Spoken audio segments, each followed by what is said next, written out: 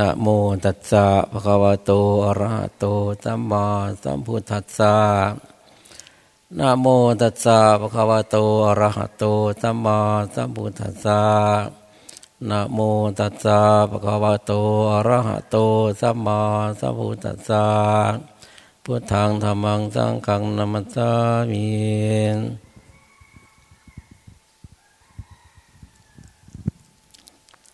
มื้อนี้นักเทศน์ชูไม่ออกอะไรสักคนนะมื้อนี้เนาะชูนเบิดเลยมันต้องจัดไว้หลายกว่าที่ว่ากำหนดจังไดคือจะว่ายามหนาวกูว่ากันน่าเป็นเหมือนปลาทองมื้อนี้พวกเฮาก็ถือว่าบุญหลายได้บ่ตายจากไปบางคนมาปฏิบัติบ่มุมขึ้นก็มีตัวมันมีหลายวัดเลยวันนี้ก็อยู่นางต่อสู่เพิ่นเทศจักเทศเด้งแน่ผู้ใดจำได้แน่จงใจบ่ได้เอาใจฟังมั่งเอาหูฟังกอมเลยว่าจัก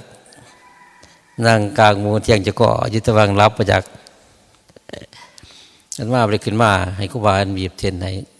ไปเดินโยกม2 มื้อเป็นเหตุการณ์ย่างอะไรปวดขาปวดย่างอะไรจังว่าอดทนต่อสู้จะได้เที่ยว1เที่ยว2รอบ2นี่เป็นโดดเมื่อวานก็เป็นเมื่อก่อนก็เป็นเที่ยวที่2ปวดขายกขาบ่ขึ้นเลยลากไปจังว่าเซ่สายเซ่กลัวไปอย่างนี้ครูบาเพิ่นดึงขาให้จังว่าดึงเส้นมัน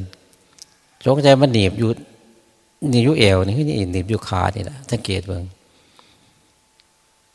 บีบข้างซ้ายปวดข้างขวาบีบข้างขวาปวดข้างซ้ายมันเป็นยังไงบุนี่เส้นวันนี้มันประสานกันประสาทเท่านี้มันประสานกันตกขาซ้ายขาขวามันก็ต้องมันจังหนีบกันมาบีบขาหนึ่งปวดขาหนึ่งแปลกๆอยู่เลยเป็นก็จีนยางอะไรแต่ว่าวันนี้เขาก็อยู่มา3 มื้ออยู่4-5 มื้อเดือกก็มือมาเอาอยู่ปฏิบัติธรรมเห็นบ่น้องพ่อเพิ่นยังว่าผู้อดทนบ่ได้ก็เมื่อมื้อเดียวก็มีเพิ่นยังว่าอันนี้บ่แม่นเพิ่นว่าหลวงปู่เพิ่นเว้าอยู่ก็มื้อนี้มันยากเลยที่มาอดทนต่อสู้เบิ่งเจ้าของถ้าว่าปฏิบัติธรรมก็มันมาเฮ็ดอย่างอื่นคือมาเบิ่งเจ้าของโดยตรงเลยเพิ่นว่าถ้าเบิ่งผู้อื่นน่ะบ่สร้างเขาก็ฮักเขาเท่านั้นถ้าเบิ่งเจ้าของเขาจะรู้จักว่าคนเฮามีอย่างแน่อยู่ในร่างกายของเขามันก็มีสังขารร่างกายสังขารจิตใจ2 อย่างอยู่ร่วมกันถ้าขาดจากกันอันใดอันหนึ่งคือตายถ้าตายแล้วบ่มีผู้ใดสิฮักผู้ใดได้เพิ่นยังว่ามีเงินก็ใช้บ่เป็นเพิ่นยังว่านี่บ่แม่นบ่เงินดังรับใช้บ่เป็นแก้ไปเห็นหลายคนอยู่ในบัญชีก็เห็นหลายคนเลยเก็บไปสุดท้ายได้กินบ่พออิ่มซ้ำตายมันเป็นเหตุตัวเพิ่นยังว่าตายเป็นครั้งพุทธกาลมันวายบ่แม่นบ่เป็นหมาเฝ้าอยู่หน้าวัดอยู่เฮือนทูเจ้าวินทบาทไปพูนเจ้าหน้าโลดไปทางหน้าบ่เพิ่นวางจังว่าจุดท้ายมากตายเป็นหมาหน่อยบาดนี้เห็นผู้เจ้าไปวินทบาทก็ว่าอีกเฮาอีกคิดจังไดแบบเป็นสีหน้าว่าโอ้ยตั้งแต่เป็นคนกันยังถือลาถือว่ามาเป็นหมายังเฮาอยู่บ่เนาะลูกชายเครียดพวกใหญ่ได้บาดเครียดว่าพ่อเพิ่นตายเป็นหมาเศรษฐีกระลุมพี่อึดบ่อยากนี่แหละของต่างสังขารในร่างกายเฮานี่มันอยู่บ่เหิงได้ก็จำในนักธรรมมันก็บอกว่าจำกับน้ำหมอกมันอยู่ปลายหย่อนจากขาแดดมาบ่ทันหอนจับเบิดไปในอากาศนี่จักมันไปไสเหมือนสังขารเฮากันมันบ่เหิงได้เลี้ยงร้านบ่ทันใหญ่ บางคนเลี้ยงลูกบ่ใหญ่ซะไปเลยบางคนสร้างบ้านบ่เดียวเฮ็ดให้หน้าบ่เดียวได้ยังบ่ทันร่ำทันรวยไปเด้อไปใช้ว่าซั่นไปบนมันอยู่เฮานี่แหละวันนี้วันมาสร้างบารมี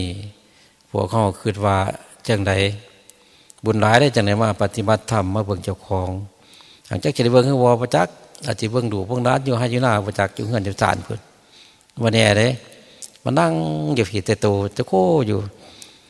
แต่ว่าจิตใจมันไปรักษาเขาอยู่นอกจากบางทีเวงพวกมีข้อยงัวเวงข้อยงัวอยู่ฝุ่นแจ้วอันเนี้ยมันยากเลยเพื่อเขาเจียวหูเดือดหูเล่ากันประพฤติปฏิบัติเนี่ยเพราะฉะนั้นเบิ่งจะคล้องไงล่ะมาเก็บมากู้สิ่งใดที่เขาวางไว้ในโลกเขานี่วางจิตใจไว้บนใดมันค่าจุดใช่เน่กูแก่กูสาได้หมดนี่แม้แต่ม.5เพื่อนกับบริแก่เขาจังเม็ดได้นี่ถือว่าเขาแก่เขาเองเขาของบันไดปวดเองเพราะว่าเขาเป็นคนว่าเป็นชาติเดรัจฉานถ้าคือข้วยคืองัวนี่มันเสือกของมันก็แก่ว่าเปลี่ยนได้ไม่ได้เวียนเขาจำหูหลังมาได้นี่ถ้าเป็นเหตุการณ์เนี่ยนะแปลว่าเขาบ่ไกลกับพวกสัตว์พวกนั้นได้เขาต้องแก่เขาเองความขืดมันไปฆ่าใสนี่แหละพระพุทธเจ้าว่าสัพพะปาปัสสะกรณังการบ่ทำบาปนี่นะอุตตรสูปสัมปทานี่ทำกุศลให้ถึงพร้อมกุศลนี่คือความฉลาดในจิตใจเขาสามารถปลดไหลเปลืองได้ว่ามีของมีค่าถ้าจังมันสร้างว่าได้มีมันขึ้นเฮ็ดจังได๋เฮาสิบ่ของบ่ค่าได้ทั้งจิตใจเฮาบ่ค่าดุบ่ค่าล้านบ่ค่านั่นค่านี่บ่ค่าสิ่งของต่างเพราะว่าถ้าว่าของเฮาเนี่ยค่าโลดถ้าว่าของผู้อื่นบ่ค่าเด้แต่ว่าเงินเขาเงินล้านเงินแสนที่ธนาคารเขาบ่ค่ามันเป็นอย่างมันของเฮาเท้าเฮาบาทเดียวก็ค่าเด้ถือเข้ามารักมาผลขึ้นมาจีมาวิ่งเล่านี่นิดเดียวเท่านั้นก็ทุกข์แล้วค่านำมันเกิดจากหยังเกิดจากเขาบ่เคยได้ชำระจิตใจเขาไว้ถ้าเขาชำระจิตใจไว้เหตุการณ์ฉุกเฉินขึ้นมาหลวงปู่ชาเขาจึงได้บอกอยู่ว่าเศร้าว่าเหตุจังใดสามีภรรยาสิ่งของเขาเขาต้องหารออกวัดชุแนวนะท่านไหนหารคือแบ่งออกนะจนวัน100เขาหารเป็น5เป็น6คือหารเป็น10ผลหารออกไปให้มันน้อยลงจากจุดถ้าเป็นของเขาให้เป็นนิดนึงเขากำลังสร้างบารมีอยู่หารออกจนเบิดจนบ่มีวันใดแต่ว่ามีอะไรดีหลายในจิตในใจเขาของเต็มที่แต่ว่าเขาบ่มีของเขามันก็เป็นสบายใจได้หมดนี่ถ้าสบายใจแล้วจิตใจเขาสะอาดบ่คุณบ่มัวสวรรค์ที่หวังเลยคาถาจิตใจคุณมัวน้ำของสีบ่ไรนั่นเป็นเหตุวันนี้เป็นเหตุจังใดวะทีเป็นเหตุเขาสิไปบ่ไรแล้วมันสิเป็นมาหน่อยเฝ้าจับอยู่สวนนั่นทีละเอาเงินทองฟังไว้สมัยเก่ามีธนาคารฝากต้องฟังไว้ในใจหายยังไว้ตัวเห็นบอกว่าไปคูดเห็นอยู่ทางอ่างทิลานั่นจนกินดูมันนนจิกนั่นก็เกิดจากฆ่าจริงๆเลยมันฆ่ามันข่างว่าท่านไหนไปเกิดเป็นขานตากระดูกว่าท่านเบิดติดอยู่หันแล้วพบเขามันยาวมันกว้างเพราะว่ามือ1 คืน 100 ปีห้องผลอยู่จังไดก็อยู่หันติละไปใช่บ่ไรเด้อไม่เป็นยังเป็นเหตุจังสันมันฆ่ากระดูกเฮาคู่มือในฆ่ากระดูกกันเนี่ยกระดูกที่ไปมาได้เห็นบ่หอบกระดูกมาทุกคนมันนั่งจะโค้อยู่นี่กระดูก300 ท่อนบ่มีผู้ถิ่มเลยเอามาเบิดไปแท้ก็ไปนำไปขี่ไปเหี่ยวไปนั่นไปนี่มาวัดมาว่าคือไปสร้างบาปสร้างกรรมสร้างบุญสร้างเวรไม่ได้ก็ตามหอบไปนำตลอดเลยหอบอัญญาไปถิ่มเท่าไหร่มันแต่ว่าสิถิ่มมื้อนึงจนไหนล่ะเมื่อทุกถ่ายเท่านั้นคือว่าสิถิ่มนี่เพิ่นยังถิ่มก่อนเฮาสิว่างสิปล่อยเฮาถิ่มไปก่อนเอิ้นว่ามหารไว้คาถาอาหารใส่จิตใส่ใจเฮาว่าจำฉุกเฉินขึ้นมามันก็น้อยลงมันก็ไก่เขาได้เพราะไอ้หยังมันบ่ได้มีให้ก็บ่ได้มีหน้าก็บ่ได้ทุกวันนี้แผ่นดินน้อยเขาได้พวกเขานี่วันพิรินกว้างน้อยซ้ำใดว่าซั่นมันจะได้แค่ว่าเดียวจนสุดท้ายมาบ่หลายเด้เขาให้แค่นั้นเขาบ่ให้หลายให้หน้าตาโทษหลายเขาก็บ่ให้เขาให้แค่ว่าเดียวจุดตีนจุดมือเขาเท่านั้นจุดหัวเขาเท่านั้นให้แค่นั้นสุดท้ายมาก็หนีไปซ้ำได้บ่ให้ออกไปหนีไปจังได๋ว่าติห่วยถ้าเผาทั้งนอกก็ ชิงตะกอนแล้วไม่คมเหงเต็งไว้แล้วคันถามเป็นเผาในเมนก็ออกอะไรแต่อยู่ในกล่องขนาดบานเมื่อติดไม่มีหยังกระดูกก็เอาออกทิมอะไรบานเอาไปบ่ได้ก็มีแต่หมูเอาไปทิมให้เขาเก็บที่ขวดโลให้น้อยนึงนอกจากฝังที่เอาใหม่หมดแล้วนี่มันมีอย่างไรร่างกายสังขารเอามีแค่นี้เพื่อเรียนว่าที่มาสร้างบารมีมาสร้างบุญสร้างกุศลจังว่าเขาทำกุศลให้ถึงพร้อมให้พร้อมทุกอย่างนะกุศลความฉลาดนั่นเหตุจังไรเขาถึงบ่ตกหลุมรักหลุมช่างหลุมโกรธโลภหลงอยู่นี่ไม่ตกข่าขึ้นเมื่อไหร่เด่นอยู่หันแล้วขวดอยู่หันตีละหายก็กบตกนะตกจางเลยกบตกจางว่ามีหนามมีพลอยลอยนี่ที่ตกหลุมหลักหลุมช่างโกรธหลงอยู่นี่แหละโลภอยู่นี่มันข่าอยู่ก็จะไงว่านั่งสมาธิภาวนาเดินจงกรมเป็นยังจังเดินจงกรมคือเขาตาเขายางไปนี่เขาจะยางไปใส่กระจางไปหันมานี่ต้องมีสติตั้งรอบคอไปว่ากูไปจะได้กลับบ่คนตัวเช่นบอกขี่รถก็จังว่าถ่ายยางดินแต่จังว่าหอดแล้วกันถามว่าถ้ายางดินจ้างมาถี่ง่ายทองบันไดวันจักเลยเคียงบินขึ้นกันถ่ายได้ลงยางดินแต่จังว่าหอดกันถามว่าถ้ายางดินมาแล้วจับจิบปีนเท่าลงเวลาใดประจักน้ำมันสังขารเท่ากันถ้าพอถึงที่จุดจิตใจบ่ปล่อยวางเบิดต้องมือหนึ่งแต่จะปีนทองจากมันไปจิตทุกข์ที่ละทุกข์ตั้งใจเปลี่ยนพี่ดอกพี่กาแดดต้องพระชาจนว่าติดเหื่อนเป็นตัวแก่ระวังเด้อคนนอระวังทุกคนเลยตัวใครตัวเราในวันนี้ติดดุติดหลานเป็นม้าหน่อยเพราะได้ที่ขี่มันเป็นว่าจันไดแม่นมวยมาจักหมวดนี่ก็ขึ้นบางเตียงเขาเห็นมาหน่อยเรียกแกงเรียกค้าจอนเนี่ยว่าได้ไปทางใดดีวดีถามโมโหขอนใส่สำได้หันกูลอกคนว่าแม่เพิ่นเข้ากระจายเพิ่นกระจายเพิ่นเป็นแม่เขาอยู่ได้เขามาจริงกูหรอกเนี่ยเป็นชีขาเรียนไว้แห้งเด้อว่าเป็นโตตังนี่พอเข้ามานางเมืองจากของนี่ถามว่านางเมืองก็ขักมันหนาทั้งเวียดใจเลยคิดเบิ่งโดกันนี่ย่ำห่อนจนหัวจิตแตกย่ำหนาวจนแบบตับสีหดฝนได้มันย่ำหนาววันซ้ำหนึ่ง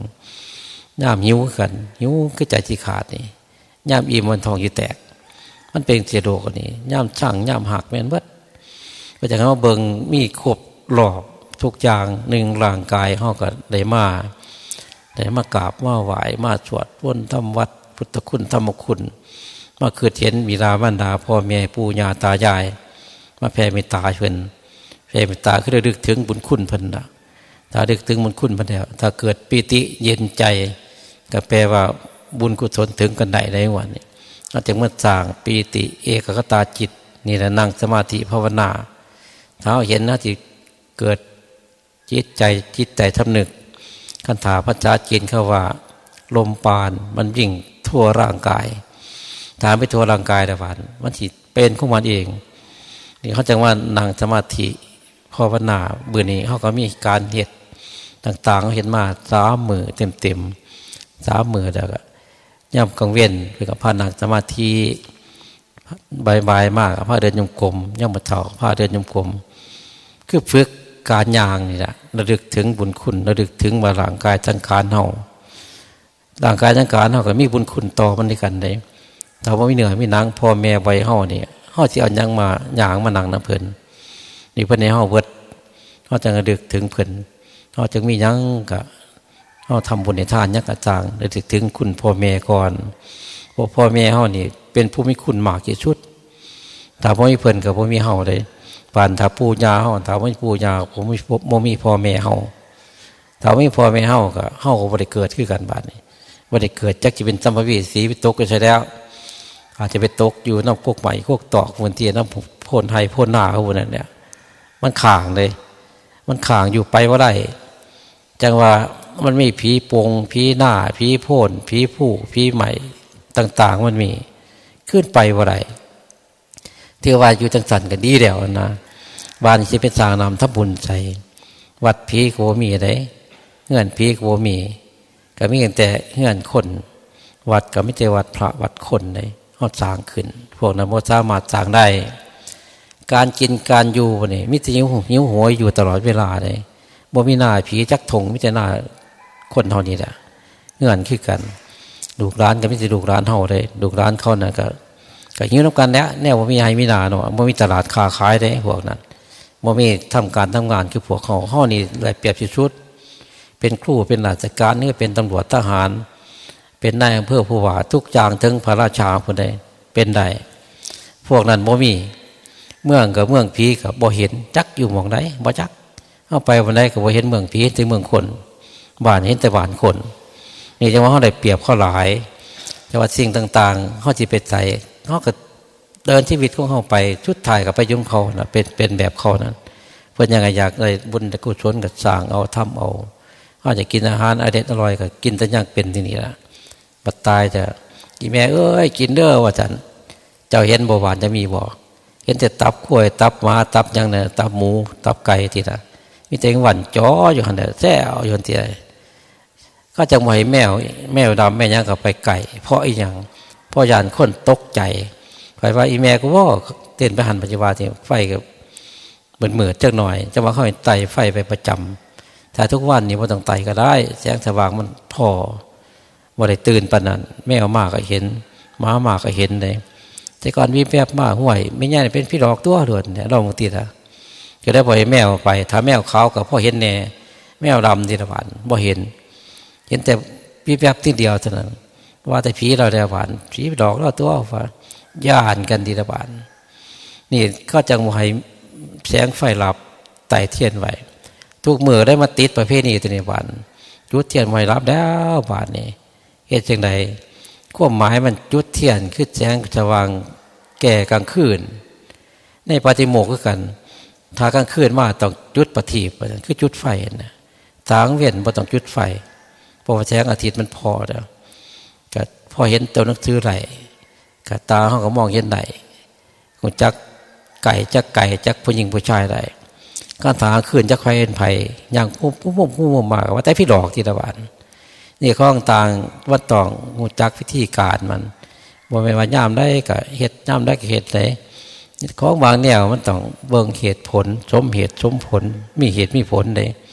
นักวิทยาศาสตร์ทั้งหลายคือกันนี่พุทธเจ้าเขาเป็นสอนไปก่อนแล้ว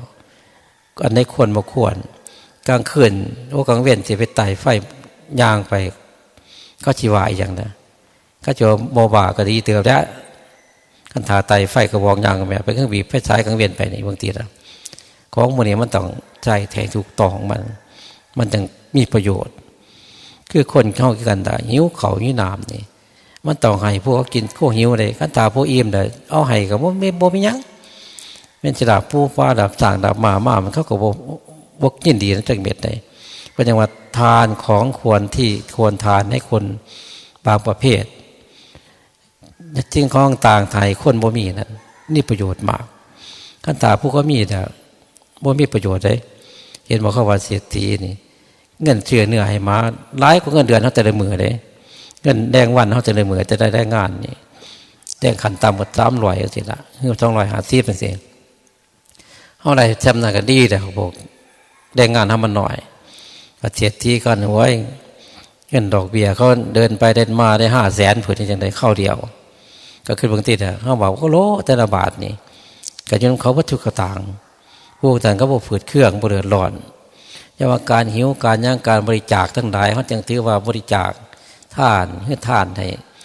พระสงฆ์องค์เจ้าท่านให้คนทุกคนยากคนลำบากก็ท่านให้พ่อแม่พี่น้องผู้ที่เป็นเปตญาติอยู่นั่นเพราะว่าผลบ่ไม่ให้มีหนามีการขาการขายก็ต้องอาศัยปู่ย่าตายายในพวกนี้ก็อาศัยลูกหลานเป็นผู้เฮ็ดให้ทำให้ได้ก็จังว่าอุทิศส่วนกุศลให้พ่อแม่พี่น้องปู่ย่าตายายเจ้ากรรมนายเวร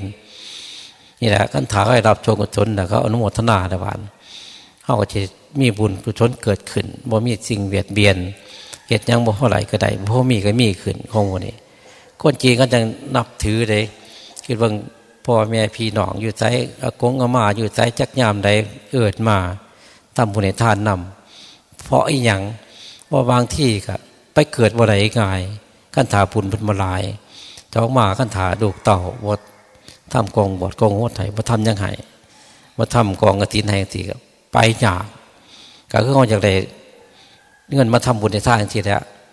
ก็ทาถูกเต่าพระทรงให้ก็เพราะไรเพราะว่าเฮาเบิดกำลังด้วยกำลังที่เฮ็ดที่ทำอย่างได้อยู่เนี่ยจังว่าได้เด่นการพนันบาทนี้เป็นยังจะเด่นการพนันชื่อหวยชื่อเลขก็ได้เลขกันแน่นอนมันจะได้เงินก็เอาเงินไปซื้อเลขถ้าเอาเงินซื้อเงินมันก็จะเพราะไรอยู่บ่จะแล้ววันนี้ตั้งแต่เด่นไพ่แท้เอาเงินซื้อเงินเด่นเงินยังบ่ได้เงินเลยมันเป็นอย่างการพนันต่างๆว่าพระเจ้าพระจังห้ามพระอบายจะมุกอบายแปลว่าโลกกว้างที่สุดหวานมุกขะแปลว่าปากทางเลยอบายจะมุกนี่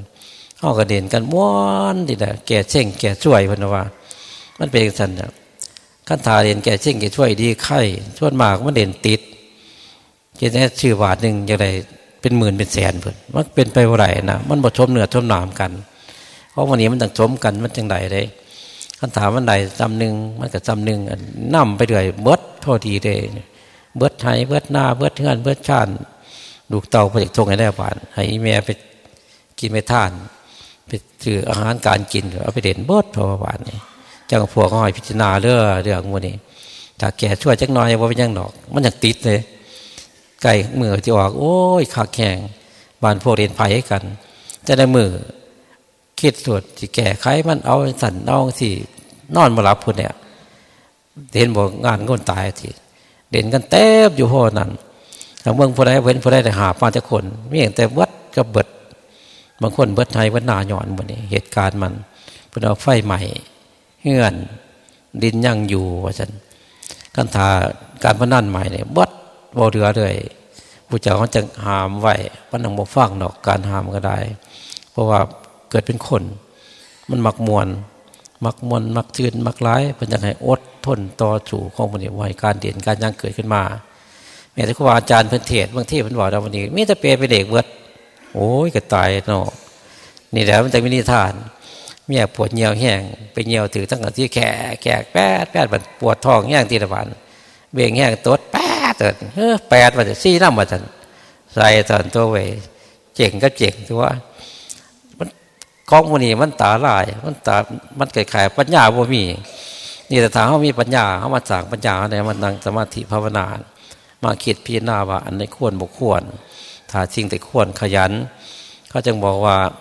ขั้นถาคนอย่างใดเงินในท้องซื้อจอบตัวคุดดินฟันใหม่ฝนได้จังใดเงินถากเสาถากใหม่ถากตอกคุณมันจังใดเงินเขาบอกเป็นราชการนี่คือผัวเขาเลี้ยงยังไงวะทีผ้าเสียก่อนเนี่ยเขาเสียไปทุกบาททุกกระตังนี่เนี่ยเขาเก็บรวมแต่ครับก็เอาไปจ้างพวกนั้นเด็ดคู่สิก็เอาไปจ้างให้สอนให้ทุกหน่อยเขาเป็นยังไงสอนพอสอนเมื่อไหร่ข้องอแม่พ่อนี่ปัญญาพ่อมีเวลาบ้านนี้ก็แบ่งอาชีพให้การบ้านเฮาก็มีการงานของเฮาบ้านนี้พวกราชการเพิ่นก็อาสาสมัครไปโดยตรงไปจังเฮียนก็ข้อแล้วบ้านเฮียนเด็กจบแล้วเพิ่นก็ฝึกวิชาชีพบ้านนี้ฝึกมาอาสาสมัครสอนดูเขาดูผู้หน่อยก็สร้างผู้ใหญ่ก็ตามจนจบคือกันบ่ได้เป็นวิชาชีพแบ่งกันโรคคนนี้คือบางทีหมอก็รักษาโรครักษาคนป่วยคนไข้ถ้าเขารักษาคนไข้คนป่วยก็จักพระจิตหายาเขาได้ทำคนละแบบกันคนละงานคนละเพณีกันตำรวจทหารเพิ่นก็ตำรวจเพิ่นก็ภายในเบิ่งกี่มวยพวกมือสั่นมือยาวมากกว่านี้จากศีลนี่ล่ะมันบ่มีศีลหากันเนี่ยบ่มีศีลมนุษย์จังว่าเพิ่นมีตำรวจเอาไว้ปกป้องหวานทหารกับขอบเขตคันธสิมาประเทศไทยทุกตารางนิ้วกับทหารเป็นผู้เบิ่งไว้ให้หวานนี้เฮาก็สนุกที่แต่เฮามาจึงสีบางทีมันนั่งสมาธิภาวนาเดินจงกรมเฮามากินบุญกินกุศลนั่นสิเขาก็สบายย้อนพวกนั้นได้แต่เฮาเสียภาษีส่วนหน่อยแต่ละปีไปเสียภาษีไปเข้าร่วมกันจ้างพวกนั้นรักษาขอบเขตให้เฮาอยู่นี่แหละบุญคุณเขากับบ่หน่อยเลยเขาเสียทรัพย์ส่วนหน่อยก็เพื่อรักษาประเทศชาติกันถาชาติอื่นมาสมมติว่าต่างศาสนามาสิเนี่ยถ้าเขามาเปลี่ยนแปลงระบบของเขานี่อันตรายขึ้นกันเลยเขามาจิตมันนั่งสมาธิมาใส่ปากเขามาฟังเทศน์ฟังธรรมบางทีเห็นเวียดนามแต่ก่อนเวียดนามจนว่าหลวงพ่อยังอยู่วัดมหายานเพื่อนจนในเผาจะคล้องตายไปเนี่ยแม่ชีไม่เขาก็ลายเลยเพราะว่า กิจศาสนาเขามาพวกราชาของเขาพวกประธานาธิบดีของเขานั้นก็เปลี่ยนแปลงระบบทันทีเข้าระบบเมตตาคือเขาได้เฮานี่ประเทศเฮานี่ถือว่าในดวงเฮานี่ใจขวงขวงเลยทุกศาสนาก็มารับผิดชอบเปิดแม้แต่ศาสนาผีฟื้นขึ้นมาทุกอย่างเลยศาสนาอย่างต่างประเภทนี้อย่างต่างฟื้นขึ้นมาส่งเสริมให้รางวัลดาวประเหตุไปทำได้ส่งเสริมให้เหตุให้ทำแม้แต่การฝอนการร่ำการมวลการทื่นมันนี้เพื่อการให้ฟื้นวัฒนธรรมขึ้นมาต่างให้เกิดขึ้นจากอย่างเขาว่าให้ทิฏฐิทุกคนเป็นประชาธิปไตยประชาชนชอบอีหยังกายอยู่ในขอบเขตของกฎหมายเพราะว่ากติกาเนี่ยควรเคารพกติกาเอาไว้ที่พวกเขาอยู่สบายคุมมืออยากนอนก็นอนอยากไปก็ไปขั้นตาไปประเทศนอกต้องเสียภาษีเลยเสียพาสปอร์ตที่ต่างเสียวีซ่านี่ในประเทศเท่านี่ปล่อยไปใช่ก็ไปทำบริการมันสบายอย่างสันนี่ข้องต่างบุญคุณต่อกันแต่ว่าเขาต้องขยันมันเพียรต่างๆเพราะได้เสียภาษีก่อนจ้างให้เพิ่นรักษาขอบเขตให้เขาเพราะได้จ้างคู่จ้างขั้นเป็นสอนลูกเต่าเขาบ่ต้องไปฝึกบ่ต้องไปสอนยากแต่เขาก็สอนอยู่ในเขตเท่านั้นนอกนั้นมิแต่ให้เป็นสอนให้ส่งเสริมมันไปนี่แหละแต่ละวิชาอาชีพเขามีศาสนาหวานศาสนาพุทธคริสต์อิสลามพราหมณ์ศิกนี่เขาต้องเบิ่งตามครูตามอาจารย์เขาเป็นสอนจังไดแต่ว่าของมหายานมีหยีผายานนี่หยีผายาน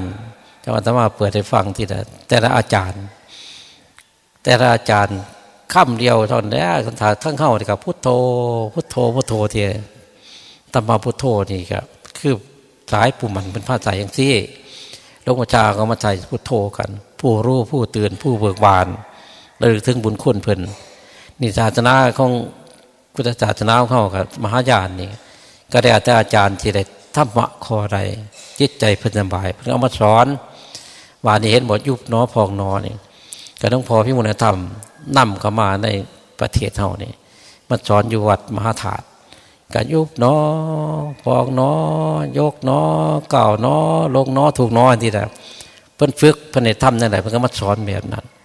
สายของธรรมกายเพิ่นก็ให้เพ่งบานนี้สัมมาระหังอยู่ในบานนี้นี่คือได้ดึกถึงบุญคุณของพระอรหันต์เจ้าทั้งหลายก็นับแต่ผู้เจ้ามานี่แต่ละคนว่าในสายของหลวงพ่ออย่างที่อยู่ใจจะภูมินั่นแล้วก็ยกมือกันเลยยกมือกดไว้อยู่เพิ่นว่าภาวนาตบยุ่งไล่ยุ่งว่าจัด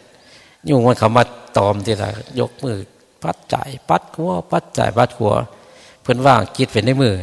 นี่แต่ละอาจารย์สายเฮาคือกันเพิ่นก็เฮ็ดจังซั่นสายพุทธศาสนาประเทศเฮานี่ที่ว่าผิดบ่ผิดถ้าเฮ็ดได้ก็จิตใจไปอยู่ในหันบ่ได้ไปทั้งไกลได้อยู่ในร่างกายเฮาเนี่ยกายานุปัสสนาสติปัฏฐานนั่นน่ะเอาฐานไว้ในกายเฮาอยู่ในมือในเท้าแม่นเบิดบันเดินจงกรมมันยังว่าทกไปตาสายเฮาว่าเท่าใจคู่มือนี่พุทโธพุทโธไปทีละบ่ให้คิดแนวอื่นเอาสติไว้ในกายไว้ในเท้าการยางนี่แหละขั้นถามมีสติรอบขอบบางทีแปลว่าใจเป็นหนึ่งเอกคตาจิตป่านี่จิตเป็นหนึ่ง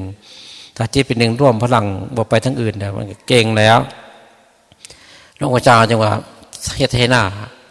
ปาดกันแท้เพิ่นบ่ให้ปาดน้ำเด้ให้เอาดินไปปาดกันแท้บักใหญ่ขึ้นว่าฝนตกมาน้ำมันสิไหลเข้ามาเต็มเองมันได้น้ำหลายเพราะฉะนั้นบุญคือกันเนี่ยถ้าเฮาได้ศีลได้หลายจิตใจเฮาสงบป่านี่แปลว่ากำลังจิตเฮาเกิดขึ้นจิตบ่ไปทางอื่นบ่แตกกระจายมันก็ร่วมเป็นพลังคือปาดกันแท้หน้า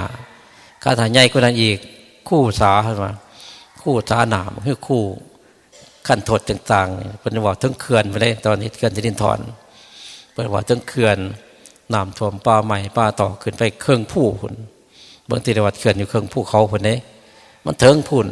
เกิดจากคู่เขื่อนเขามันใหญ่มันแข็งแรงนี่ทางป่านกำลังใจร่วมพลังเขามันบอกมันคอยเลยมันได้น้ำหลายอังสันบุญได้หลายอังสันเจือไปถึงเข้าคู่มือแต่บางทีแต่อยู่แถวเขตมูนี่พี่บูนที่บางทหารเนี่ยที่เล่นทอนพี่บูนแม้แต่พูนเนี่ย อุตริกผลไหลน้ำในขึ้นมาบุญของมันเกิดขึ้นเลี้ยงชีพเท่าไหร่สูบน้ำขึ้นไปเฮ็ดให้เฮ็ดหน้าปลูกหัวปลูกสวนก็เลี้ยงสังขารเท่าไหร่ได้บ่น้อยได้ข้อมูลนี่คือมันเป็นบุญกุศลต่อกันกับเฮาเบิดในโลกวันนี้ถ้าเฮาเฮ็ดเป็นทำเป็นเพิ่นให้ว่านั่งภาวนาเบิ่งกันถ้าคนภาวนาเบิ่งเจ้าของก็คักเห็นชัดเจนเนี่ยมีแต่แนวไหลบ่แม่นแนวอื่นใดถ้าทำบุญก็ได้บุญทำบาปก็ได้บาปเป็นจังว่าบาปมีบุญมีคันตาเฮาภาวนาเบิ่งบ่แล้วคิดผิดไปแต่บางทีทำบาปเต็มที่ว่าเป็นบุญก็มีได้เห็นไปขอนแก่นแต่ก่อนไปกับหลวงปู่ทูลไปพุ่นไปไต่ผู้ดังกาคนขอนแก่นจะไม่ร้ายแต่ก่อนไปเก็บจองดินแถวนั้นเก็บไทยเพิ่นว่าบาปเป็นทุนบุญเป็นกำไรว่าเพิ่นว่าบาปจังได๋พ่อใหญ่ว่าห่วยเอาข้วยงัวมาขาแล้วเพิ่นว่าจักรีจานมันเพิ่นว่าจังได๋นี่บ้านเฮาก็มีอยู่บ้านเฮาก็เห็นอยู่ให้จักอาจารย์น้องข้วยน้องงัวร้ายได้กันเด้อาตมายังเจออยู่คือกันขนาดเป็นลูกเป็นหลานเนี่ยก็ยังเคยพ่อใหญ่แม่ใหญ่คิดจังสัตว์คือว่าได้บุญหลายเฮ็ดจังขึ้นมากจักอาจารย์น้ำมันอันนั้นเพิ่นให้คิดว่าเฮาจะไปสร้างเหตุเช่นคนตายเนี่ยเฮาบ่ต้องขามันดอกพอมันขามันตายจักอาจารย์มันจะได้บุญหลายมันเป็นจังซั่นเด้ถ้าเราตายเองแล้วจักอาจารย์นั้นบ่เป็นหยังเป็นหยังจักอาจารย์คือเหตุผลม่วนนี่คือระลึกถึงเพิ่นกันถามว่ามีกลอุบายมันก็บ่ได้คิดเห็นเด้เดี๋ยวเรื่อยล่ะถ้าไปตลาดคือเห็นนี่พ่ออีแม่เอ้ยบ่คิดเลยแม้แต่พ่อแม่ย่างยังบ่ขึ้นฮอดปานใดขึ้นฮอดแต่บางครั้งมีหน้าก็พุ่นแล้วดูร้านน้อยๆเด็กพุ่นน่ะขึ้นฮอดพุ่นเพราะว่าคนเฮาตามันไปทางหน้ามองไปทางหลังมันคือตาพังนัดเด้ตาพังนัดมันหลอกทิศทางตาคนไปทางหน้าซั่นน่ะคนเฮาก็เกิดทางหน้ากันปืนพาหน้าใหม่อีหยังยิ่งไปทางหน้าเบิดมันบ่ขึ้นหลังเว้นแต่มันแตกเท่านั้นที่ขึ้นหลังนี่พวกเฮาคือกันเนี่ยเพื่อยังไงสร้างไว้บุญคุณพ่อแม่นี่ผู้เพิ่นให้มือให้เท่าให้ความคิดปัญญานี่เป็นครูคนแรกนี่เป็นอาจารย์เป็นผู้ศีลมีคุณทั้งหลายให้เฮือนให้ชาติเฮาอยู่ให้ข้าวน้ำโภชนาอาหารให้ผายแพร่เฮานี่ก็พ่อแม่เฮานี่แต่ว่าของมื้อนี้ถ้าบุญให้ทานให้พ่อแม่นี่ก็ดีหลายเลยเป็นจังว่าดีคันถ้าเฮาเบิ่งพ่อแม่เฮานี่เพิ่นระลึกถึงเฮาเท่านั้นให้ทำมาหากินลูกเต่าทุกคนทำมาหากินพ่อแม่ให้มือให้เท่าแล้วเฮาก็มีกำลังใจบาดนี้ถ้าพอได้ลึกถึงขึ้นพ่อแม่จนมาจะไปลึกถึงแต่ย่ำฉุกเฉินมาอันตรายเกิดขึ้นพุ่นจะคือเห็นอีพ่ออีแม่บาดนี้คือเห็นพระพุทธพระธรรมพระสงฆ์ตอนนั้นเด้ตอนมีอุบัติเหตุเกิดขึ้นมาพุ่นจังคือพ่อนอกนั้นจ้อยแล้วมีแต่มวลชื่นไปมีแต่กูข้อสั้นอยากกินย่างหากินได้พุ่นบ่คือเห็นผู้มีคุณทั้งหลายเด้นี่แหละทำบุญอะไรคือกันทำบุญวันเกิดลูกเต่าหาหมูมากินแจ้วแซวอยู่บ่คิดว่าพ่อแม่หากินเขาก็แปลกอยู่เฮือนอยู่ศาลไปเลยไปม้วนอยู่พุ่นเนี่ยดีเขียนจดหมายมาตัวก็โทษตามมาตัวทำกิจกรรมไปเรียนหนังสือก็ได้มันเป็นเหตุก็ได้เป็นกรรมเป็นเวรเพราะถ้าเฮาไม่ดูไม่เต่าตกมาช่วงเฮาลูกเต่าก็ผานเอากันนะบาดนี้มันเป็นเหตุจิตใจบ่ซื่อต่อพ่อแม่เจ้าพวกเขาทั้งหลายให้พิจารณาเด้อทุกคนที่เป็นพ่อแม่คนใดพ่อแม่ในสายเดือดพ่อแม่ในสายธรรมมันได้มีได้มวลนี่ถ้าตายมีขึ้นแล้วเฮ็ดจังไดเพื่อจะมาเบิ่งนี่น่ะผ้าลูกเต่าเขาวัดเขาว่าผ้ากินผ้าทานผ้าใจป่าจาดพกตัวข้อมูลนี่เฮาเพราะว่าคนเฮานี่เกิดผู้เดียวอยู่ผู้เดียวยากบ่มีจนได้หาบ่มาบ่ได้จนได้ซื้อเอาคนเด้ผู้ชายก็จะได้มิตรมาเรียนมามวลต่างๆเพื่อมาปรึกษามิตรมวลนี่มันมิตรไม่มีทั้งมิตรแท้มิตรเทียมเป็นจังไดมิตรเทียมมิตรนี่คันตาเฮาทำมาหากินได้มันก็ว่าเฮาดีได้มิตรเทียมนี่ทุกอย่างมิตรเทียมมิตรถ้ามิตรแท้นี่มิตรตายเป็นตายนี่เป็นผู้ปรึกษาตัวหารือกันต่างๆจักชวนกันมีการงานสิมีอยู่มีกินได้แต่มิตรเทียมมิตรนี่บ่แล้วใจอดอยากมิตรเทียมมิตรนี่เป็นยังไงระวังรักษาศีลไว้ปากเฮานี่สำคัญที่สุดเด้มือเฮานี่ปากกับมือคันถามันบ่สัมพันธ์กันมันยากในฝ่ายกุศลคันถาสัมพันธ์กันในฝ่ายกุศลก็ดีคันถาฝ่ายกุศลเกิดขึ้นก็อันตรายมากคือกันในปากกับมืออันนี้เป็นหยังมันได้ทำลายกันทุกมือนี่ลากันว่ากันเด้นั่นก็พิมพ์ออกเกือบคู่มืออ้วนนี่บ่ทำหนึ่ง ออกมาหย่อนหึงหวงหย่อนว่ากันอดทนต่อถูกเขาเมื่อไหร่เพราะว่าคนมันเคยรักษาศีลไม่เคยได้อดแต่ว่าการรักษาศีลนี่อดกันได้มวลนี่ข้อหนึ่งให้เบียดเบียนบางทีข้อสองให้รักกันขโมยกันนี่วันนี้อดเป็นอย่างเหตุไรเลยข้อที่สามให้นอกใจกันนี่ข้อนี้เนี่ยประเทศไทยคู่มือนี่มากที่สุดไปทั้งไปทั้งมาเลเซียกันตัวนี้ก็มากมันเป็นอย่างกอมที่มากนี่ผู้ชายมันสอบเมตตาหลายเลยมันเป็นอย่างไรอย่างเมตตาหลายมันไม่เมตตาแต่คนที่มันมากกันนะก็ที่เมตตาคนที่นี่ใช้ตึกกันที่ใดเห็นผู้ใดงามๆเนี่ยโอ้ยยางเสียเสียดเลยคุณขับเสียดเป็นอย่างไรบุญนี่เมตตาหลายมาอันนี้กันถามเมตตาหลายกับบ่ถึงแนวเมตตาบ่ถึงแนวกับเป็นเหตุผู้ยิ่งคือกันจังหวะเพิ่นห้ามไว้ข้อที่สามนี่บ่ให้เกินกันถ้าถ้าเกินทิฏฐิกันนี่ก็ลำบากงวดนี้เพิ่นได้ห้ามไว้ถ้าถ้าเกินกันจังไรว่าที่ก็เอิ้นว่าย้ำนำใจกันย้ำนำใจกันพิษกันเถียงกันก็หึงหวงแล้วก็ขากันทิ่มในวันนี้เฮ็ดจังไดเห็นว่าแต่งานต่างๆเกิดขึ้นเฮาได้ยินเหนื่อยตัวหันเป็นจบเอาไปถิ่มพ้นบนาทีพางคดีเอาใส่ถุงดำไปถิ่มขยะนี่คนมันเน่าเป็นบาดนี่เน่าเมียนแล้วก็สงสัยไปเบิ่งเป็นโค้งคนเป็นกระดูกคนเป็นสิ้นส่วนคนน้ำจับที่ในบาดนี่อันนี้สิ้นนี้มาจากใจว่าตรวจ DNA กันในบาดนี่ผู้นั้นผู้นี้ลักษณะของท่านวันบางเทื่อขาอยู่บนหนึ่งหัวบนหนึ่งเอาไปถิ่มไปเฮ็ดจังไดก็เกิดจากการหึงหวงการลาวากันมันใส่ปากบ่เป็นใส่มือบ่เป็นถ้าใส่มือเป็นมันบ่มีปัญหาได้ใส่ปากเป็นถ้าใส่บ่เป็นนี่เป็นเหตุแต่ว่าคนเฮานี่ดีที่สุดชั่วสุดคนเฮานี่มันบ่ขึ้นแนวอื่นเด้การชั่วนี่ขาคนก็ได้ขาสัตว์ก็เป็นการดีนี่ก็ดีที่สุดสามารถอยู่นำกันสัมพันธ์กันได้อย่างดีที่สุดคนเฮานี่บ่คืออย่างอื่นจะว่าสิ่งต่างๆให้เฮาระวังดีๆระวังกายระวังใจเพื่อจะให้ถือกันนับถือกันเป็นแบ่งส่วนไว้ตามหลักการของการกินการทานมันมีอะไรหนึ่งปากท้องคนเท่ามีปากมีท้องทุกคนต้องมีการแบ่งกินแบ่งทานกันเรามากกับเฮาเรารับผิดชอบในเขาถือว่าสามีกันภรรยากันลูกเฮาหลานเฮาในครอบครัวเฮานี่เพราะว่าเฮาอยู่ผู้เดียวอาจารย์พี่หลอกว่าจะไม่ออกก็อาจารย์พี่หลอกพอออกก็ว่าขาดครูขาดผู้คุยนำเพราะว่าจังว่า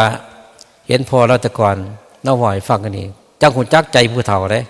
แต่ก่อนหมดจักแล้วจักใจผู้เฒ่าแล้วว่าทีแล้วว่าลูกเมื่อถามพ่อป่วยถามไอ้พ่อจะสบายบ่จะกินข้าวบ่จะขี่จะเงี้ยวบ่เท่านั้นมันก็หนีไปแล้วว่าเพิ่นว่าเมียนี่ว่าจักจับจักบายบ่จักลาวบ่จักขันจักเฮาเพิ่นพอได้คุยกันเพิ่นว่าจังซี่ผู้เฒ่าจักหูจักผู้เฒ่าคือจังซั่นไว้ว่าก็ย้อนเฒ่าหัวงอกจนลังงอมยังจะได้เมียอยู่ก็มีหลายได้มันจิกหลายคนตัว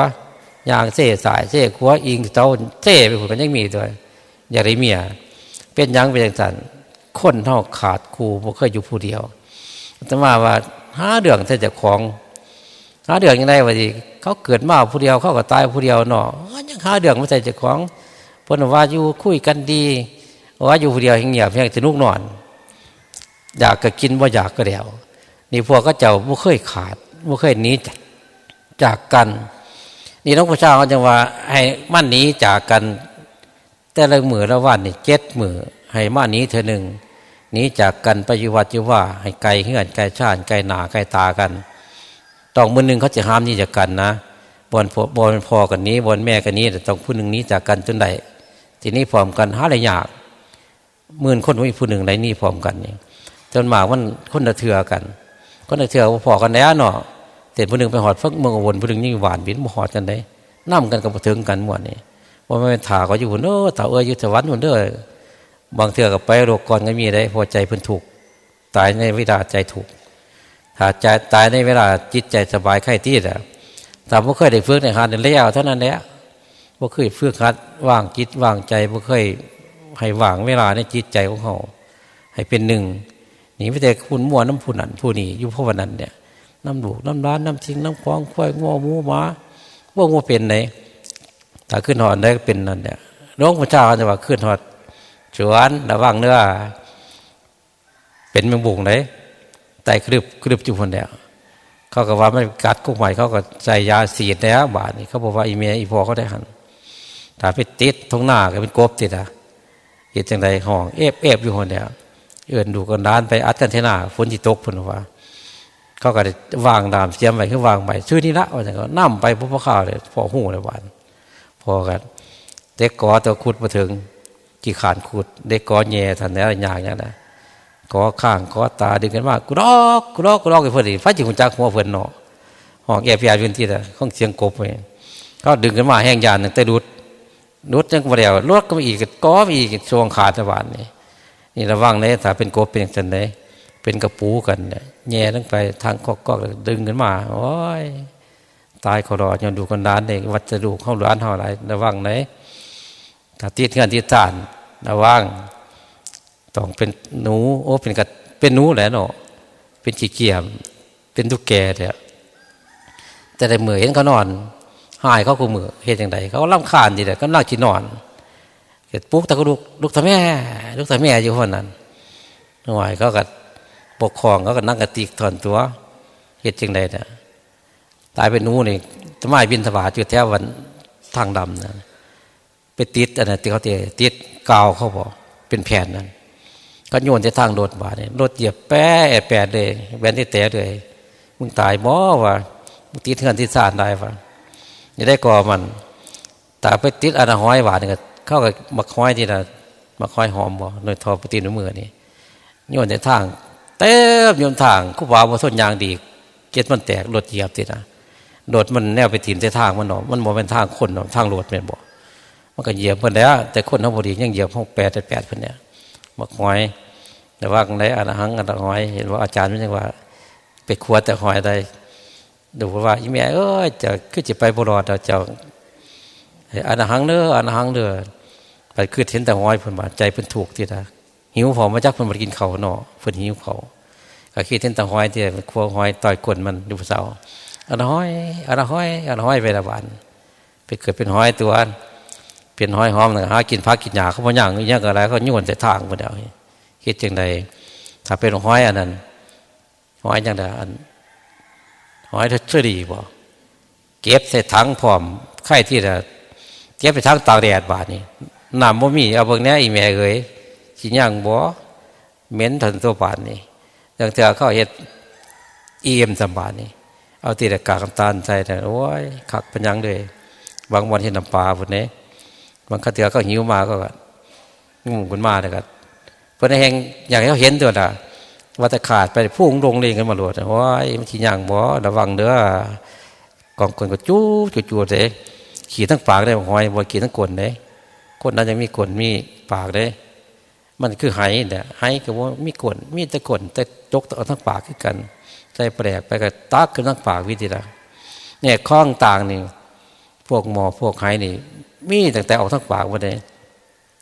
เนี่ยเพิ่นยังแบ่งไว้วันนึงปากท้อง2ครอบครัว3พ่อแม่4ศาสนา5สังคม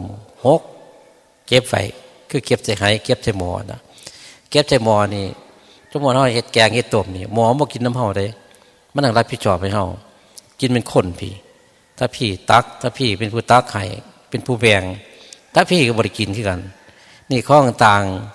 คือสมุทะเมียนเขานั่นก็เก็บเงินทองใส่ธนาคารให้เฮาเขาบ่ได้ใส่เฮาของเฮาได้มีแต่เขากินเงินเดือนของเฒ่าแก่ก็เท่านั้นนี่แหละการเก็บการกำนี่มันสำคัญเลยงานสังคมเฮามาสิกันเฮามาทำบุญให้ทานนี่เฮามานั่งภาวนานี่คือว่านั่งภาวนาคือพิจารณาน่ะพิจารณาแต่ว่าเฒ่าถึงเส้นผมเฮาร่างกายสังขารเฮานี่มันมีคุณจังแน่มันบ่ไม่น้อยได้คุณของมันถามว่าขาแม่นบ่มันก็พาเฮาย่างไปหันไปนี่ได้ย่างไปบ่ให้ผู้อื่นได้ล่าได้เข็นได้ห้ามได้ขาเฮาสิย่างพาไปหันไปนี่คุณของขาบ่น้อยได้เพิ่นจังได๋รักษาแม้แต่หมอก็ว่ารักษาสุขภาพกายเอาไว้กายเขามียังแน่ว่านี่มีหูสิล่ะรักษาหูเอาไว้เพื่อหยังเพื่อว่าคนอื่นให้คนอื่นว่าให้ฟังเขาก็สิได้ยินผ่านเข้าไปในหูเขาไปติดใจกับผลใจมันสิบงการผู้นั้นวางสิผู้นี้วางสินี่ได้ก่อมันมีแขนนี่มือนี่ใส่หลายมือชุดในร่างกายเฮา หลายจังไรเฮ็ดย่างแมนเบิดอยู่ในมือวัดผ้าเฮ็ดมากกี่ชุดแต่เป็นเจนาบริวารนี่ก็แปลว่าผู้นี้แหละแบกงานหนักบาเฮานี่หน่อยเท่าที่ได้แบกได้หามมันเป็นตัวหามตัวแบกจริงเอาไว้จะแบกมันทางหน่อยเท่าจะได้แบกแต่มือนี่มันแขนอยู่โตอยู่เขาเอิ้นว่าแขนว่าซั่นตัวนี้ใส่ร้ายหลากหนากับแม่นหลางกลกับแม่นแม่นชุดแนวเด้จับเขาใจปากกับแม่นเหยียดก้องต่างเพื่อจะรักษาสุขภาพมือเอาไว้บ่ให้เป็นมือสั่นมือยาวหลักของผู้อื่นถ้าเราไปลักไปขโมยต่างๆผู้อื่นว่าพิษหลักจริยธรรมของคนเท่านี้ไม่มือใส่เป็นมีปากนี่ก็สำคัญปากนี่วนซ้ำหนึ่งปากนี่ว่าดีก็ดีว่าหายก็หายเด้ปากสำคัญใส่คนก็ได้เช่นบอกพ่อครูคนหนึ่งว่านี่มือนี่ไฟใจกูกันมันยังว่าเนี่ยคนบอกว่าเนี่ยนิดหน่อยว่านิทานนิดหน่อยฟังแมนบ่ไปผู้ได้จำได้นี่มือนิ้วได้จุกมือคอยที่แล้วว่าฉันก็ตั้มก็เจ้าก็จริงแต่ว่าผู้นั้นวัดแสดงว่าถามมีแหวนว่าฉันจะใส่นิ้วใดว่าฉันจะเอาแหวนใส่ปุ่มมือมันบ่มีเลยมันบ่คือนะต้องนับแต่นิ้วสี่ไปถึงนิ้วก้อยบนนี้ใส่แหวนนี่มันนั่นบัดนิ้วสี่มันก็มีผลประโยชน์มากกว่าเจ้าวัดโตเจ้าท้าวค่อยวัดสี่เจ้าไม่ใช่มีอำนาจว่าฉันบนนี้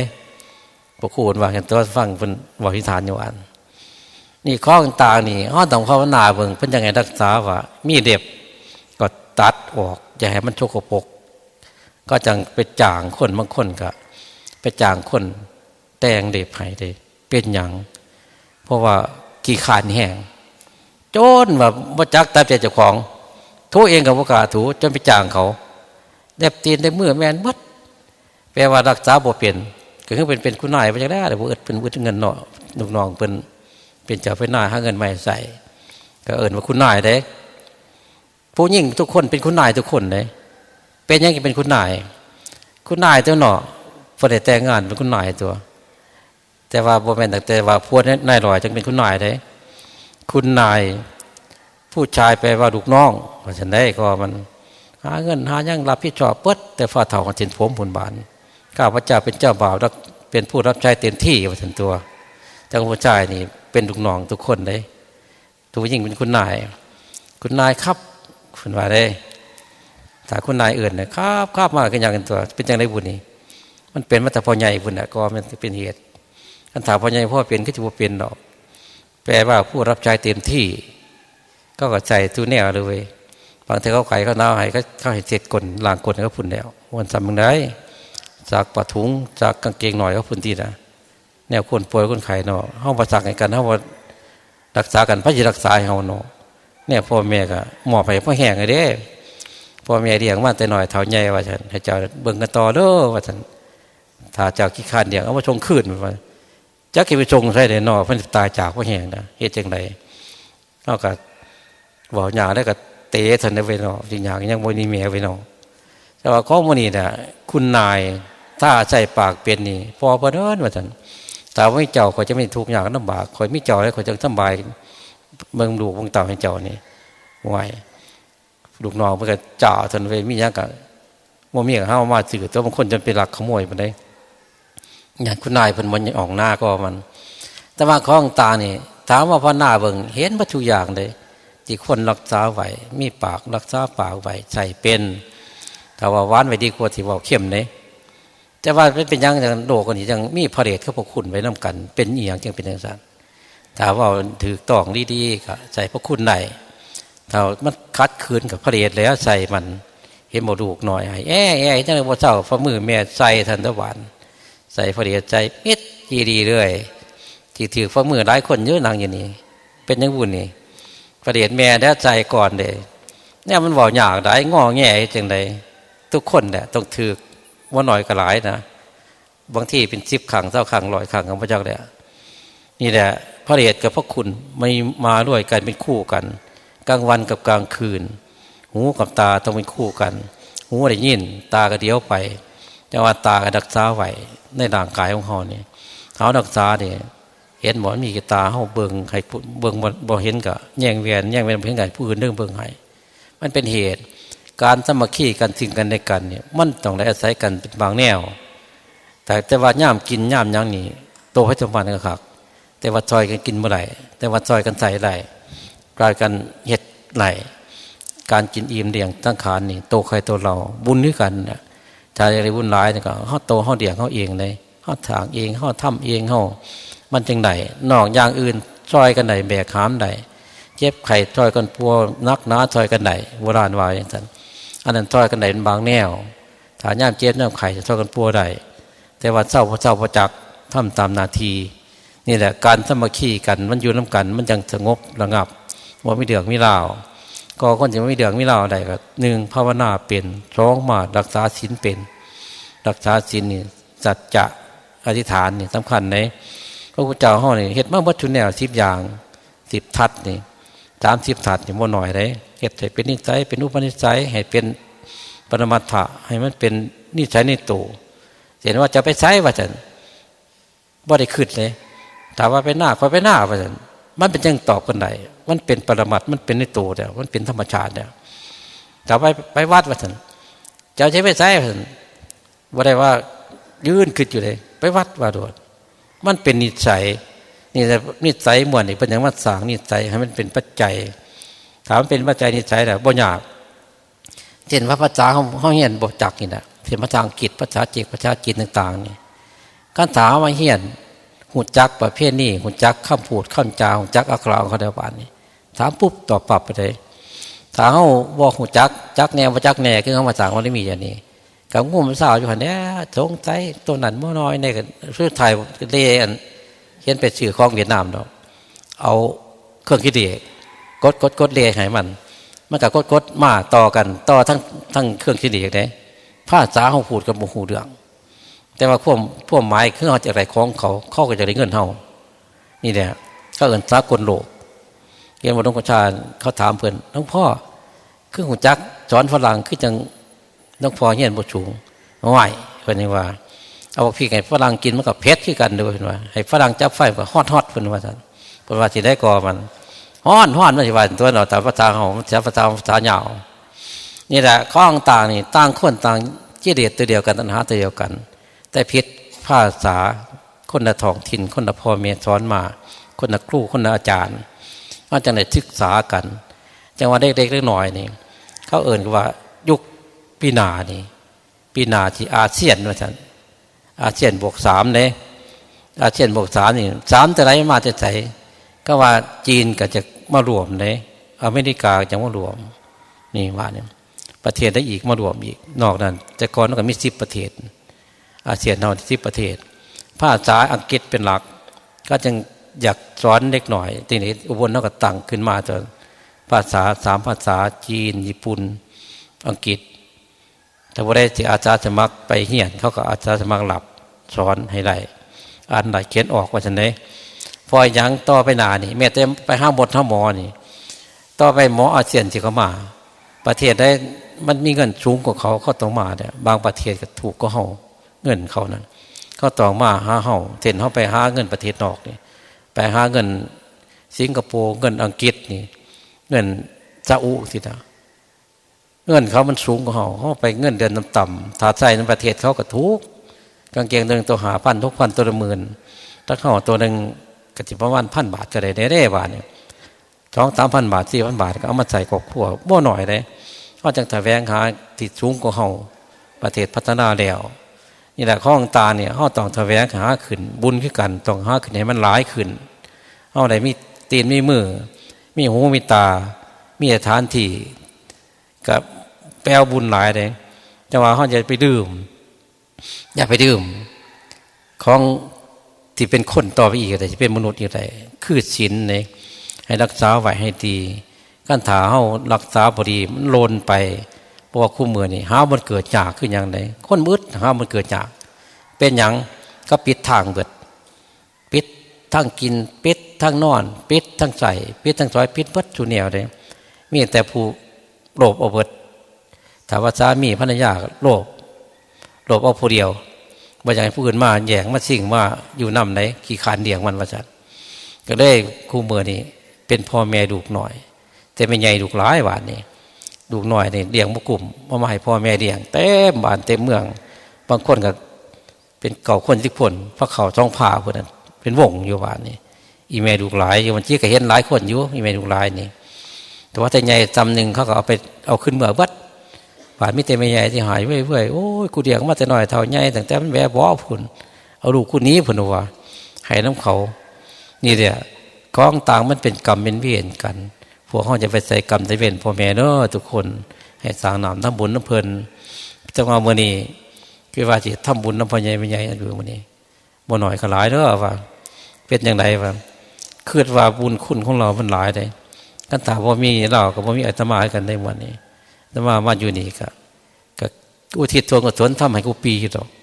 บางปีนี่ที่ว่าครูบาอาจารย์เพิ่นมานิมนต์มาสิท่ะบางเทื่อก็บ่ได้นิมนต์เพิ่นก็มาเป็นอย่างแต่นี่มาเพิ่นก็ถือว่าเฮาเป็นครูเป็นอาจารย์บางทีถือว่าเฮาเป็นลูกศิษย์ลูกหาเพิ่นก็มาเบิ่งมาแย่การบริหารของคณะน้องประพงษ์ด้วยคณะสงฆ์บอกกันกล่าวกันแม้แต่โทรศัพท์บอกกันมาเด้อปฏิบัติธรรมว่าซั่นบ่ต้องมีดีกาไปเพิ่นก็มาเด้ก็ถือว่าเพิ่นบ่ทิ่มปาเฮานี่เฮาต้องควรทำดีไปเรื่อยๆแต่ว่าการทำบุญในทานนี่ว่าเฮามีพ่อแม่ทุกคนอย่าลืมเฮาบ่เฮ็ดน้อยเฮ็ดหลายอย่างน้อยชุดคือใส่บาตรจัดพกระลึกถึงบุญคุณเพิ่นได้รับบ่ว่าซั่นก็คือเบิ่งที่แม่ใหญ่ยังอยู่วันน้อยนี่เข้าใจว่าจะได้กินอยู่ว่าไม่ย้ายอย่างว่าโอ้ยกูเบื่อปลากระป๋องอย่างว่าวันหน่อยเป็นรักขึ้นกันได้วันหน่อยเดี๋ยววันนั้นจิกหน่อยนี่กูว่าปลากระป๋องนั่นแต่ปลากระป๋องกูจนเบื่อจะกินก้อยไข่มดแดงเหมือนว่าคนได้เนี่ยเราเคยกินประจำหนออย่าเคี่ยวหมากเปิ่นว่ามีลูกเต่าไปตะไว้หมากจักเถื่อว่ามีอุทิศเสียงกุศลจักเถื่อจนแม่ได้มาเถียงเอาจังไหนเฮ็ดจังไหนเนี่ยกินปลากระป๋องจนเบื่อแล้วก็ได้หลายหม่องเลยอาตมาไปทำบุญนักพระเจ้าเดืองมื้อนี้เดืองที่ว่างมง่ายบวกกับบ่แม่นเพราะว่ามีหลักฐานเหตุการณ์มันหลักฐานมันใสหลักฐานมาแต่พุ่นแล้วแต่ผู้เจ้าเพิ่นย้อนกลับกรุงราชคฤห์พุ่นนี่นะย้อนกลับเมื่อไปแวะพระเจ้าพิมพิสารได้ตั้งวัดครั้งแรกแต่พุ่นมาเพราะว่าพี่น้องของเพิ่นพวกญาติธรรมทั้งหลายทั้งปวงเป็นคาถาบริวารเพิ่นทั้งหลายเพิ่นเป็นเดือนข้างมอบภาระให้เพิ่นบ่มีเวลาที่ไปเฮ็ดอาหารการกินถวายสงฆ์หรือว่าในบุญหลายผู้เจ้าเป็นประธานสิเพิ่นก็มอบเงินทองให้คือคู่มือขึ้นในดวงของคู่มือน่ะมอบเงินทองให้นิจรพัฒน์นี่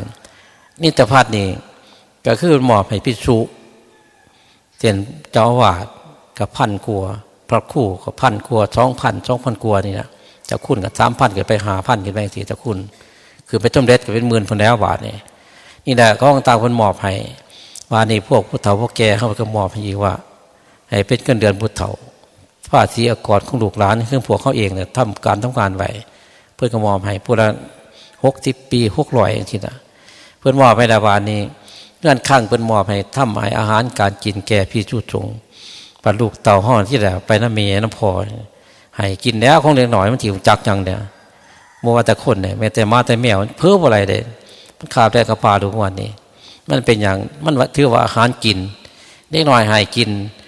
นกับที่แดกกับน้อยกินเล็กน้อยใหญ่ขึ้นก็ใหญ่ไปเรื่อยกับกินน้ำกันที่น่ะเคยสิ้นเพื่อนว่านั้นน้ำได้หูปูได้ทอว่าพระชาวรานว่านี่แหละข้องวันนี้เพื่อนว่ากินของชงบริวารโภคเป็นเปตญาติวันเปตญาติของพระเจ้าพิมพิสารนี่ที่อสงไขยแสนกับแต่พระเจ้าองค์กรผุนว่ามันในพัตกรรมอย่างไรจะเพื่อรักษามากินแบ่งสันเพราะได้กินแบ่งโต๊ะมาเดี๋ยวเป็นเปรตว่าได้ไปเกิดไปค้านแล้วบาดเนี่ยกระทาที่น่ะพระเจ้าองค์แหลกมาเกิดมาตัดทะลุเปิ้นกับพวกเปียตญาติม่วนนี่เฮ็ดจังได๋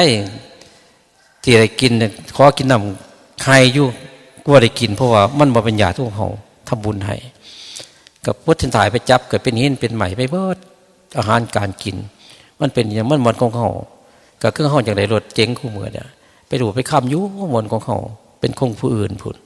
ผู้เขาบารมีถึงบุญเขาถึงเขาจึงไหนได้อันนี้พวกเขาก็เป็นเปตญาติม่วนนี้กันเนี่ยก็ต้องทำบุญในพ่อให้แม่นี่จังหวะพระเจ้าพิมพิสารกับพระเจ้าพุทธเจ้ามาทัจูดกลับมาเพื่อทำบุญมือที่แรกก็ทำบุญให้แก่พิสุสงฆ์เลยคือว่าเปตญาติเขาแนวพื้นโตว่ามีแต่พระเจ้าพิมพิสารได้ยินเท่านั้นเลยได้ยินเสียงไห้เขาถ่ากินอยู่ตั้งเฮืองบ่เอิญเขากินจักคำว่าแต่เนี่ย จักชีดากอมันเพิ่นยังอุทิศตรงอุทนเนี่ยเจาะจงเอิ้นผู้นั้นผู้นี้พ่อแม่พี่น้องพ่อแม่นายนั่นนางนี่เอิ้นชื่อตรงๆเลยจังไดกันตันมันเป็นเหตุอยู่พวกมองปีเดียวนี่เด็กก็ยังมีตัวเหตุการณ์หมดนี่คันถาเฮาบ่เฮ็ดจังซี่บ่เจาะจงก็บ่ได้ปานเพราะตั้งแต่พระพุทธเจ้าเพิ่นก็ว่าพี่น้องเฮาตัวตั้งแต่พุ่นมาซั่นถ้าเฮาอยู่จังทำบุญให้ใหม่เลยจังทำบุญให้ใหม่ทั่วที่2นี่ทำบุญแก่ชงบัดนี้แก่ชงแล้วเอิ้นชื่อหาตัวผู้นั้นผู้นี้เอิ้นหาจะกินดับจะกินอิ่มน้ำจำดานได้คือบางทีแต่เขากินเขามื้อนึง3 เทื่อยังหิวแม่นบ่นะนี่เช่นเขามาถือศีล1 ทิศอ่ะกินเขามื้อเทื่อนี่หิวท้องห้องจอกพุ่นน่ะมันทำจังได๋ว่านี่อันนั้นที่เอาสงไขเส้นกลับมันเป็นหน่อยแต่มื้อเฮิงเด้อจักเท่าใดล้านปีแล้วเนาะจน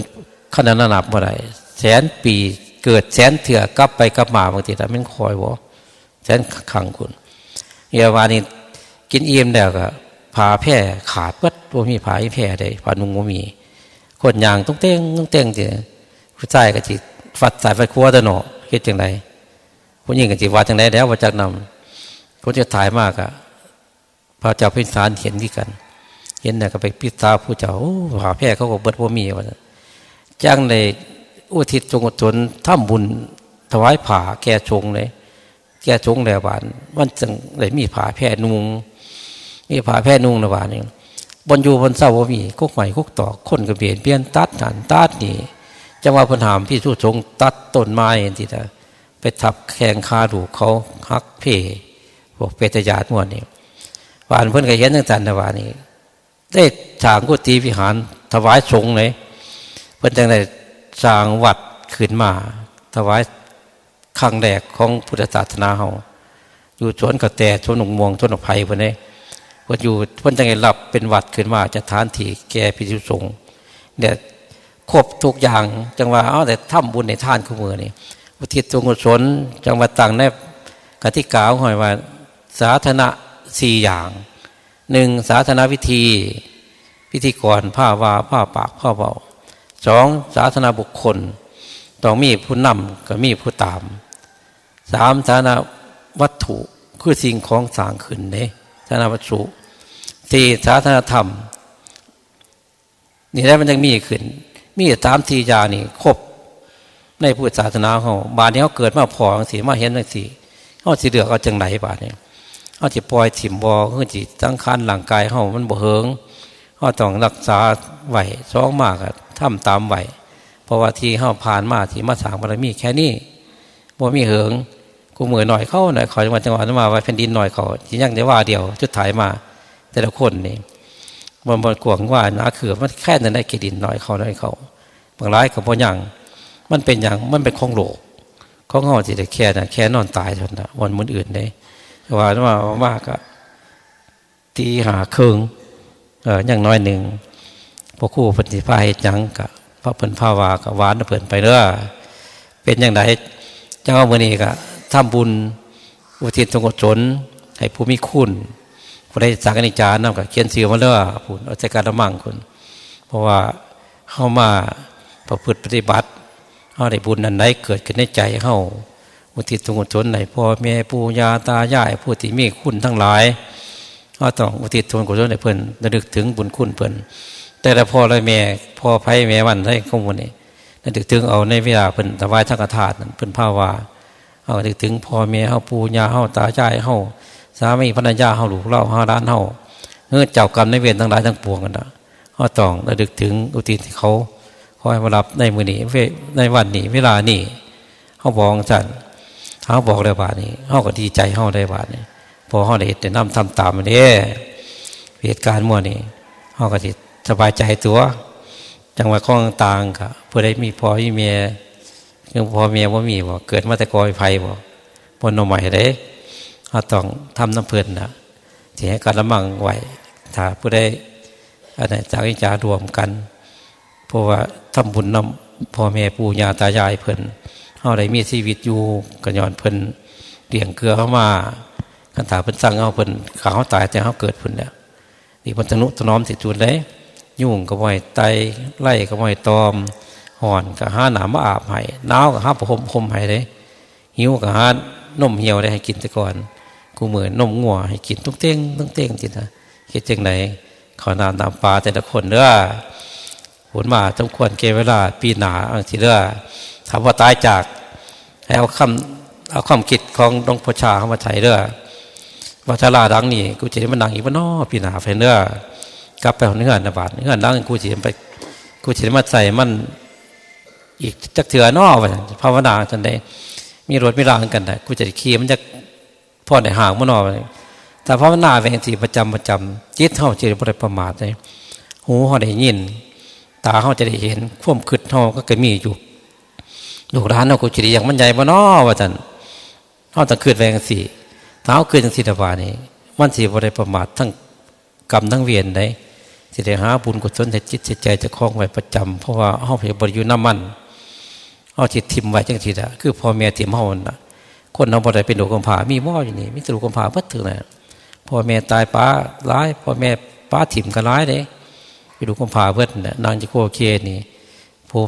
เป็นพ่อแม่เขากับเพิ่นก็เป็นลูกกำพร้ามากันเนี่ยเพิ่นพาเปลี่ยนมาเอวัง